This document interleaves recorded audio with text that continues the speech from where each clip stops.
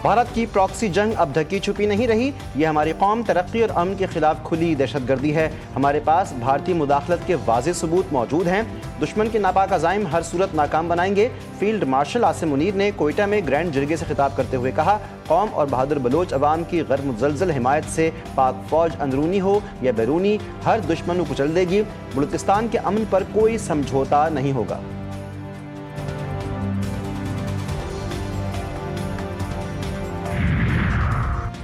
भारत ने पाकिस्तान का पानी रोका तो इसे इत्तेहादी की सालमियत पर हमला समझेंगे।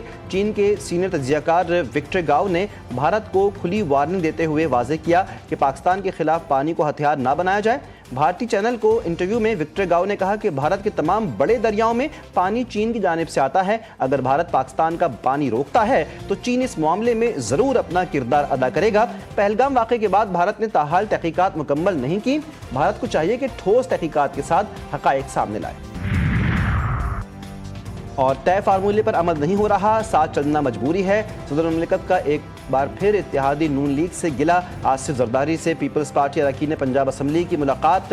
मेंबरान असम्बली ने सूबाई हुकूमत का रवैया बेहतर ना होने पर शिकायत के अंबार लगा दिए। ज़राए के मुताबिक आसिफ जरदारी ने कहा कि जो फार्मूला तय हुआ था उस पर इस तरह से अमल दरामद नहीं हो रहा। पंजाब में जो हो रहा है उन्हें सब मालूम है, सबकी पोजीशन को बेहतर तरीके से जानते हैं। ब्यूरोक्रेसी जो कई बरसों से उनकी है तो ताबेदारी तो करेगी। सदर आसिफ अली जरदारी से वज़ीर आज़म शहबाज शरीफ की अहम मुलाकात। भारत की जानिब से दी जाने वाली धमकियों पर गौर। वज़ीर आज़म ने सदर को अपने गैर मुल्की दौरे पर एतमाद में लिया। सदर जरदारी ने कहा कि पाकिस्तान पुरअमन मुल्क है, लेकिन हमारी मुसल्लह अफ़वाज मुल्क के दिफा की भरपूर सलाहियत रखती है। मुलाकात में गवर्नर पंजाब सलीम हैदर और स्पीकर कौमी असम्बली अयाज सादिक मौजूद थे।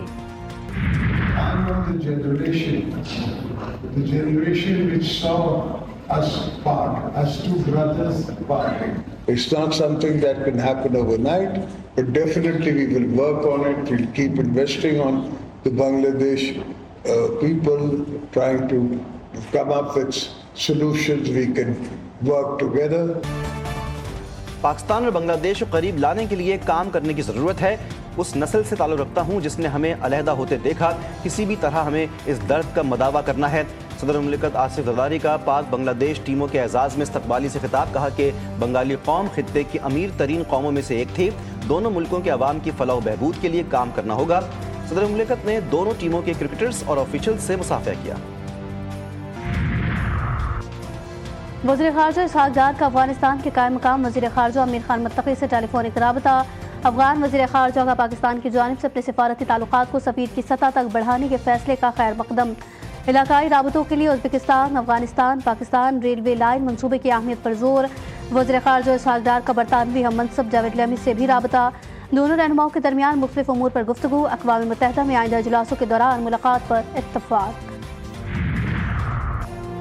भारतीय जारहियत दुनिया के सामने बेनकाब करने का मिशन। बिलावल भुट्टो और शेरी रहमान न्यूयॉर्क में मौजूद। वफ़द के दीगर अरकान आज रात और बाकी कल सुबह अमरीका पहुंचेंगे। बिलावल भुट्टो की क़यादत में पाकिस्तानी वफ़द अमरीका में अहम मुलाकातें करेगा। पार्लिमानी वफ़द के दौरा अमरीका का मकसद दुनिया को भारतीय जारहियत से आगाह करना है। पाकिस्तानी पार्लियामेंट वफ़द अक़वाम मुत्तहिदा के सेक्रेटरी जनरल समेत अरकान कांग्रेस और ट्रंप इंतज़ामिया के अहम अरकान से मुलाकात करेगा। जनूबी एशिया में अमन को संगीन खतरात लाहक हैं। खित्ते और आलमी अमन को सबसे बड़ा खतरा मसला कश्मीर से है।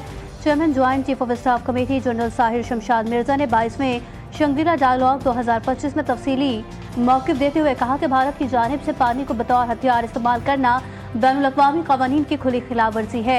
एशिया पैसिफिक आलमी ताकत का मरकज़ बन चुका है। पाकिस्तान भारत से बाइज़्ज़त बराबरी और एहतराम पर मबनी मुस्तक़िल अमन का ख्वाह है। दोनों मुल्कों के दरमियान कशीदगी की असल जड़ मसला कश्मीर है।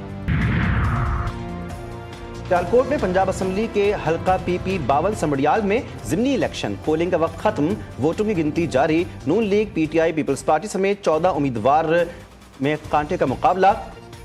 नून लीग और PTI में कांटे का मुकाबला मुतवक्के। नशिस्त मुस्लिम लीग नून के रुकन पंजाब असम्बली असद वड़ाइच के इंतकाल के बायस खाली हुई।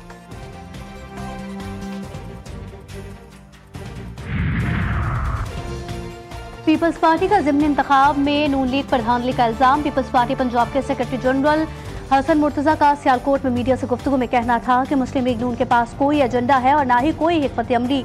नून लीग वाले फॉर्म 47 तैयार करने के मास्टर हैं। पंजाब में हम किसी आसरे या सहारे से वापस नहीं आना चाहते।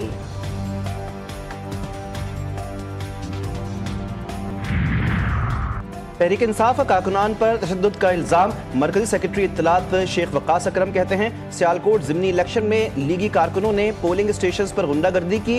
हर पोलिंग स्टेशन से हमारे लोगों को बाहर निकाल दिया गया। ये सीट 8 फरवरी को भी जीती थी, आज भी बरतरी है। आलिया हमजा ने कहा कि चोर चोरी से जाए पर सीना जोरी से न जाए। ये कौन सी जमहूरियत है? आरओ ऑफिस को कंटेनर्स लगाकर सील कर दिया गया।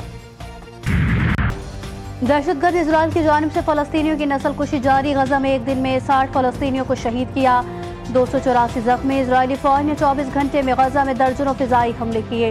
इजराइल की गजा पर जारियत शहीद फलस्तीनियों की तादाद 54,381 हो गई।